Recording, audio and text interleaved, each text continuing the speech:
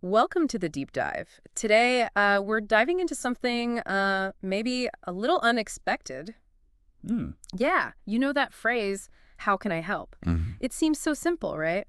But we're going to uncover just how powerful those four words can be when it comes to improving your relationships. I'm intrigued. Our guide for this exploration is an article from Psychology Today by psychologist and author Jeffrey Bernstein. Oh, I've read some of his work. He's great. Yeah, and honestly, even after years of doing this show, some of his insights really surprised me. Interesting. Well, I'm ready to dive in. Okay, so before we get into the details, can you give us a high-level overview? Why is this phrase so potent, even if it seems almost too basic?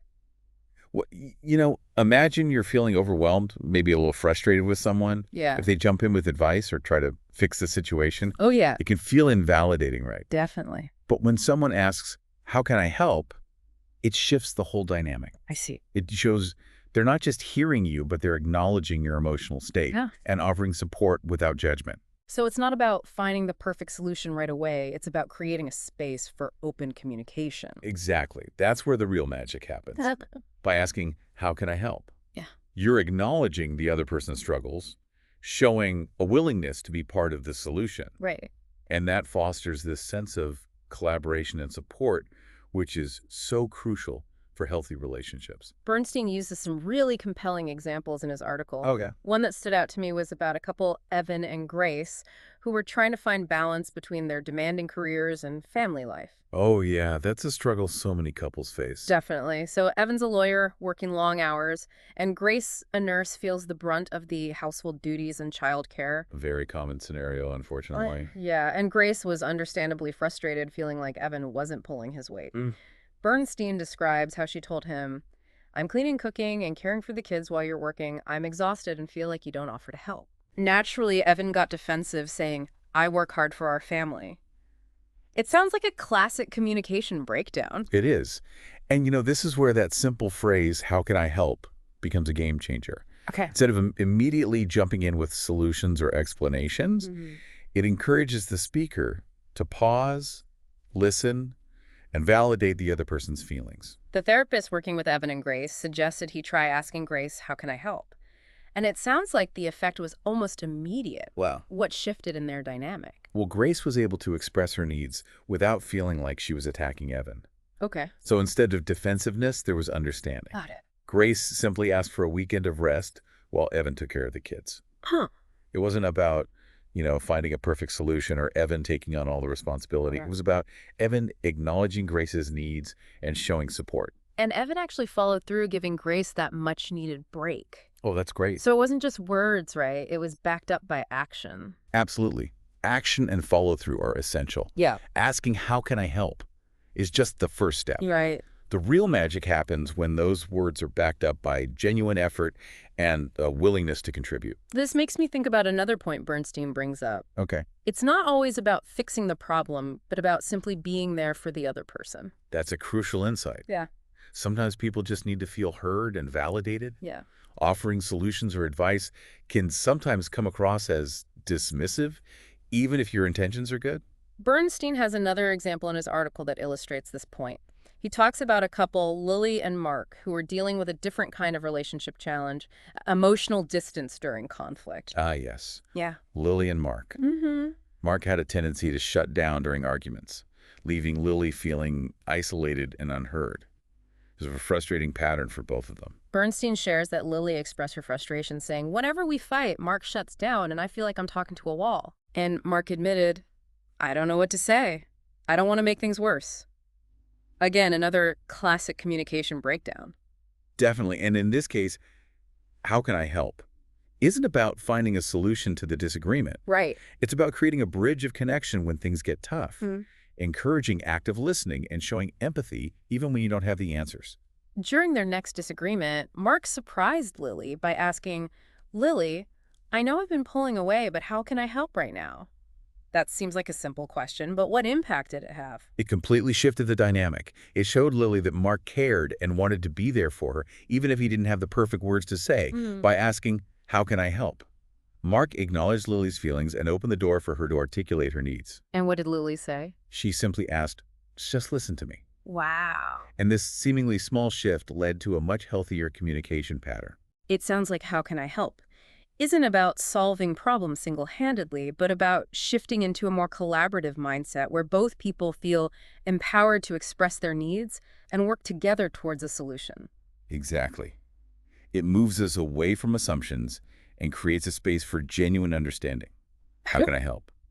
Allows the speaker to articulate their needs without feeling like they're burdening the other person. Mhm. And it invites the listener to actively participate in meeting those needs. So, in both of these scenarios, how can I help becomes a tool for building connection and intimacy, even in the midst of conflict or stress. Precisely. It's a way of saying, I'm here for you. Let's work together to navigate this. I'm curious to hear more about how this simple phrase plays out in other types of relationships, not just romantic ones. That's where it gets really interesting Yeah. because the principles behind how can I help apply to friendships, family dynamics, even workplace interactions. Okay. And I'm happy to share some insights on how to use it effectively in those contexts. This is all incredibly insightful, but I feel like we've only scratched the surface. Before we go any further, let's take a moment to really let these ideas sink in. We'll be back in a moment to explore more about the power of how can I help. Welcome back to the deep dive. Before the break, we were talking about how can I help can be a real game changer in romantic relationships, but it sounds like this isn't just a strategy for couples. Not at all. In fact, what's so fascinating about this phrase is how universally applicable it is. Think about all the relationships in your life, friendships, family, even colleagues at work. How often do conflicts arise because people feel unheard, unappreciated, or like their needs aren't being met? Now that you mention it pretty often, Hmm. it's almost like a fundamental human need to feel seen and supported. Exactly. And that's what makes How Can I Help Yeah. so powerful. It cuts through all the noise and gets to the heart of what's really going on. It's a way of saying, I value you and I want to be part of the solution. It's almost like building a bridge between people. Instead of everyone trying to solve problems on their own, how can I help? Creates a space for collaboration and support. That's a great analogy. And it highlights another key point. This phrase isn't just about resolving conflicts. It can also be used proactively to strengthen relationships and show appreciation. That's an interesting point. I'm thinking about those times when a friend is going through something difficult and you want to be there for them, but you're not sure how. Exactly. Sometimes just offering practical help or advice isn't enough, but by asking, how can I help? You're sending a much deeper message. I see you, I care about you, and I'm here to support you in whatever way you need. I bet that can be incredibly powerful, especially when someone is feeling vulnerable or overwhelmed. It absolutely can. Those simple words convey a sense of empathy and understanding that can make a world of difference. And this makes me think about family dynamics, particularly between parents and teenagers, that can be such a tricky stage of life to navigate with so much potential for communication breakdowns. It's true. Teenagers are trying to assert their independence, and parents are trying to hold on both sides can feel misunderstood and frustrated. So how can I help play a role in improving communication between parents and teens? Imagine a parent saying to their teenager, hey, I know things are tough right now. How can I help? Instead of lecturing or trying to control the situation, the parent is acknowledging the teenager's experience and offering support. That seems like a much more effective approach than trying to force a conversation or dictate solutions. It is. It allows the teenager to feel heard and respected, which is often the key to opening up communication. This idea of shifting from a controlling dynamic to a more supportive one seems relevant to all kinds of relationships, even professional ones. I'm thinking about work environments where people are constantly under pressure to perform. Absolutely. Think about a colleague who's struggling with a project or facing a tight deadline. Instead of just offering advice or taking over their work, asking, how can I help, can be incredibly empowering. It shows you're not just focused on your own success, but that you're a team player who's willing to support your colleagues. Right, it fosters a culture of collaboration and mutual respect, which is essential for any workplace to thrive, and it can also lead to more creative solutions and better outcomes for everyone involved. I'm starting to see just how versatile this phrase really is. It seems like, how can I help? Can be applied to almost any situation where people are struggling to connect or work together effectively. It truly is a universal tool for building stronger, more supportive relationships, and it all comes down to shifting our mindset from me to we. That's a great point. It's about recognizing that we're all in this together and that we can achieve so much more when we support and uplift each other. But I'm also curious, are there any potential pitfalls we should be aware of? I mean, is it possible to use how can I help in a way that's not genuine or even manipulative? That's a really insightful question. And the answer is, unfortunately, yes. It's important to be mindful of our intentions when using this phrase. If it's coming from a place of genuine care and a desire to connect, then it can be incredibly powerful. But if it's used as a way to control the situation or avoid responsibility, then it can actually backfire. So authenticity is key. We can't just say the words, we have to actually mean them. Exactly. It's about being present and truly listening to the other person's response. It's about respecting their autonomy and not assuming we know what they need. Bernstein also emphasizes the importance of follow-through, asking, how can I help? Is just the first step. The real magic happens when we take action and demonstrate our commitment to supporting the other person. Absolutely. It's about turning words into deeds. It's about showing up for the people we care about in tangible ways. So far, we've explored how can I help in romantic relationships, friendships, family dynamics, and even workplace interactions. It seems like the possibilities are endless. But before we get carried away, I think it's important to acknowledge that putting this phrase into practice can be challenging sometimes. It's hard to know what to say or how to offer help in a way that feels genuine and helpful. You're absolutely right. It takes practice Yeah. and a willingness to be vulnerable, but the rewards are well worth the effort when we make a conscious effort to ask, how can I help? We're not just improving our relationships, we're also cultivating a deeper sense of empathy and connection within ourselves. This has been such an enlightening conversation. I'm starting to see just how much potential this simple phrase holds for transforming our relationships and our lives. But I'm sure our listeners have lots of thoughts and questions too. What are some of the key takeaways you hope people will walk away with today? Welcome back to the deep dive. We've been exploring this idea of how can I help, and it's really amazing to see how these simple words can make such a difference in any relationship. It really is. And like we've been saying, it's not always easy to actually put this into practice. Yeah, for sure. Our own insecurities and anxieties can sometimes get in the way. Absolutely. We might worry about overstepping boundaries or saying the wrong thing. Exactly. And we might feel awkward offering help when we don't even know what's needed.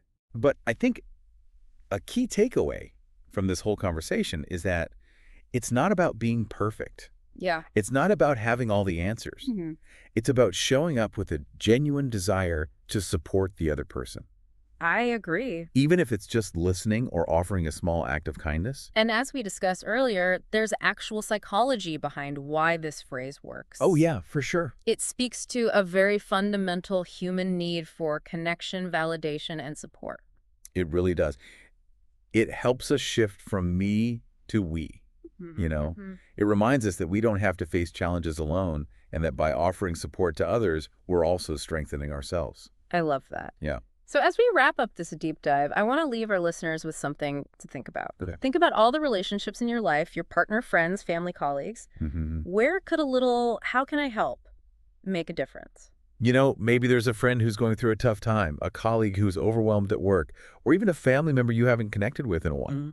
Don't underestimate the power of those 4 words to open up a dialogue and build those connections. It doesn't have to be about grand gestures either, right? Sometimes the smallest acts of support are the most meaningful. Absolutely. Like offering to listen, helping with a chore, just expressing that you care. Yeah. And, it's not just about the people we're close to. We can practice how can I help in our communities, even with strangers. Yeah. Imagine the ripple effect if we all made a conscious effort to offer support and kindness to everyone around us. That's a powerful thought to end on. Thank you for joining us for this deep dive into the power of how can I help. It's been a pleasure. I hope you learned something new and feel inspired to use this simple but profound phrase in your own life. Until next time, keep diving deep and keep exploring the world with curiosity and an open heart.